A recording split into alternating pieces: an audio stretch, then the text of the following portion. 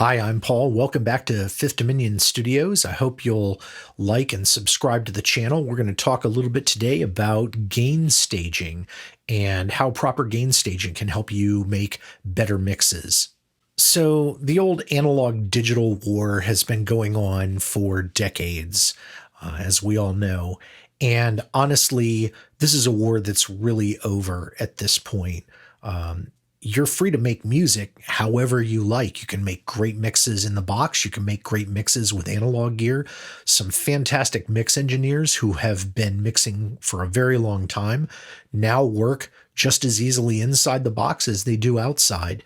And I think what that shows is that it's not up to the gear whether or not your recording and your mix are going to sound good. It's up to your talent. It's down to your ear. So you can do whichever makes you happy.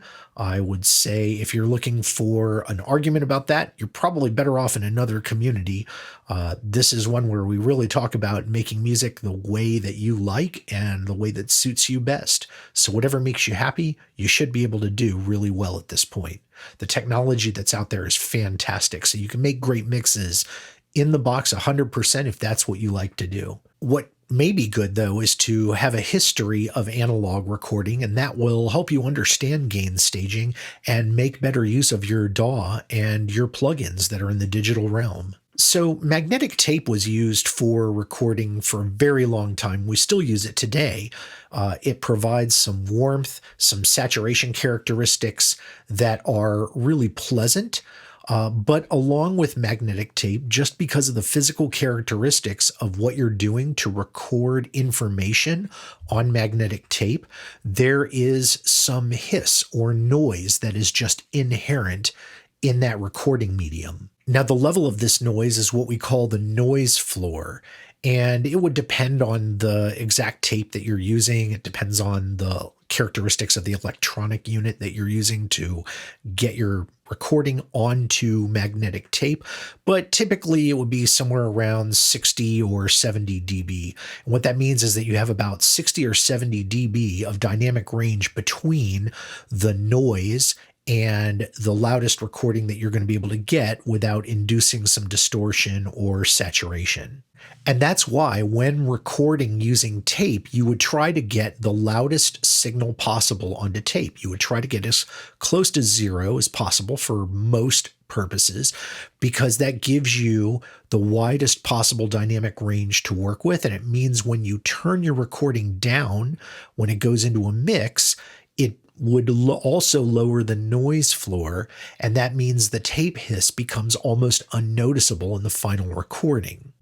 So if your recording and your noise floor are about here, then when you go to do your final mix and you turn everything down, the noise floor basically goes away while your recording can still be heard quite well. Otherwise, the noise collects over many tracks, and in a mix, it starts to become quite noticeable, this noise or this hiss under the recording. So it became important in your recording to try and record as close to zero as possible. That way you could push that noise down in the final mix. Now, of course, the electronic equipment itself also had some noise, but compared to the tape hiss and tape noise, this was a lot less noticeable. Now, it's important to note that even if you saw zero on a meter, it doesn't mean that the entire recording was falling below 0 dB. Particularly loud transients would sometimes push above zero. The VU meters are physical devices, and they can't always keep up instantaneously with what's going on with the sound. Now, in some cases, you might even want to record a little bit hotter because the saturation and the effects of the tape recording medium could actually be pleasant. The distortion was sometimes something you might like in your recording. So going over zero was possible and sometimes even desirable. But here's the digital difference. In the digital domain, there is no higher than zero. Zero is the absolute highest that your signal can be. It is the top of the amplitude of the waveform. But at the same time, the digital recording is really all reproduced in just ones and zeros. There is no noise that's inherent in the digital medium. You might have small artifacts or small bits of noise that come in via converters or your inputs, but these are virtually negligible compared to the signal dynamic range that you get. So virtually there's really no noise to speak of in the digital realm. Now, 24-bit digital audio is what many of us are using to record. In older digital audio systems, 16-bit was usually the norm, and many digital formats now use 16 bits, but typically we're recording at 24 bits nowadays, or more. Some studios and some tracks are using 32 bits, but a lot of us are typically recording 24-bit audio. 24 bits inherently has a dynamic range of about 144 dBs. Basically, just remember that you can't go above 0 in the digital realm. 0 dB is the highest volume that you can have. But the trade-off for this means that you don't have to fight that noise floor. You don't have to worry about that hiss building up over many tracks of recording. That means that you could record your track at something like -15 or -25 dB instead of 0. And you're still talking about 120 or 130 dB of dynamic range between that and the virtual zero noise floor that you have. Now, there are tons of plugins for your DAW that probably model analog gear. Even some of the stock plugins do this. And the thing to remember about them is that they are faithful to their analog counterparts as much as possible. Now, I mentioned earlier that 0 dB was a target that you would shoot for in your analog gear. That's what you would look for on the VU meter. But it wasn't an absolute limit. It was a target. And if you went a little over it, what would happen is some distortion generally would be introduced, or some saturation. This distortion and saturation wasn't always a bad thing, but depending on what you're recording, you might not want it to take over the sound that you were trying to capture. Now, of course, with digital gear, 0 is the absolute limit, and we are looking never to go over that limit. 0 dB is the top of your waveform. Your waveform can't get any higher than that. So if the amplitude of the waveform starts to cross that boundary, or normally it would cross that boundary, what happens is it just gets clipped off. The top of the waveform literally looks like it's been chopped off. And if that happens for more than a few thousandths of a second, it's going to reflect in the recording as harshness. You can hear clicks or pops. You can hear some very harsh tonality going on. And that's typical of digital clipping, which is very unforgiving compared to what happens when you saturate or distort in the analog realm. Now, we call this the range that we have in digital full scale, or dBFS, you might see it this way. And that 0 dBFS really is a hard limit. But of course, when you're using analog plugins, you want to be able to take advantage of the fact that you could push analog gear beyond 0 dB on the VU meter. You want to have some of that warmth and saturation that you get in the analog realm. And so that's why there's a calibration level, an equivalence between dB on the VU meter and dBFS, or dB full scale, that we use in digital. And that's why 0 dB in the VU meter typically equals about -18 dBFS, or -18 in the digital realm. And that's how most of your plugins are calibrated. That way, when your level hits about -18, your analog modeled plugins will react as if you've hit about 0 on the VU meter in the analog counterpart to that gear. Just the same way, if you're pushing your signal beyond -18 on your digital meter, -18 dBFS, the analog gear modeled in the plugin is going to act like you pushed the VU meter beyond 0 dB. Right? So that's how we can introduce some of these artifacts, some of the saturation, the nonlinear effects, the distortion, the pleasant warmth that you get from some of these pieces of gear. You can start to really accentuate that at higher levels. Remember how I talked about 0 dB being the top of the digital realm? Well, I didn't lie exactly, but let me give you a caveat. One of the things that we use higher bit resolutions, like 24-bit or higher, is that they allow us to play tricks with the audio, like oversampling. Now, there's a lot of math and there's a lot of digital know-how beyond this. What it means is that you actually have some room between 0 on your digital audio workstation meter and when your signal really starts to clip in terms of the waveform that's going down on disk or the waveform that the computer is using to calculate what happens next. And that room is there to give you some leeway to play with. In the old days, in the original digital audio workstations, you would never go to past 0 because there was no room.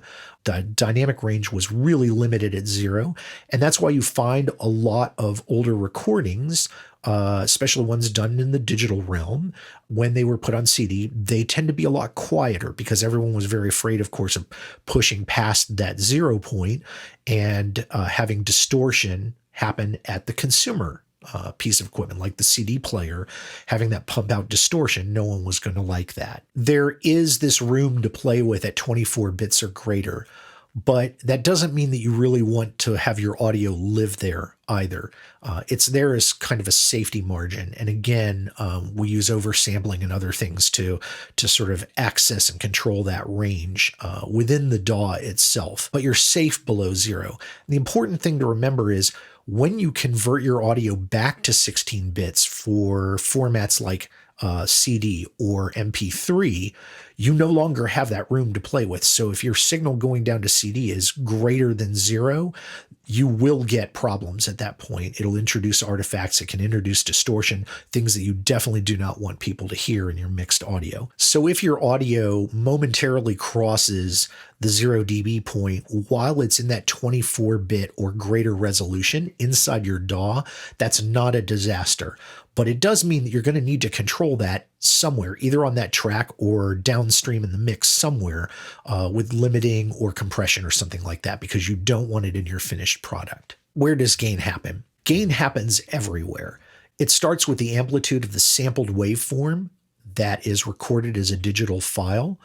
It happens at the point where that wave is then enters into a plugin. When it leaves that plugin and goes to another, it happens when that waveform crosses into a bus. It happens when we set the volume that goes into another bus or into our output. At all of those points, gain is important. Now, we may not need to treat it at every point in that process, but we do need to make sure we at least know where it starts. Ultimately, the last gain or the volume on a track is controlled by the fader, right? It's that post-fader level, the fader controlling the volume of the track going to the bus that you're outputting to or to the mix, if that's where you're outputting to.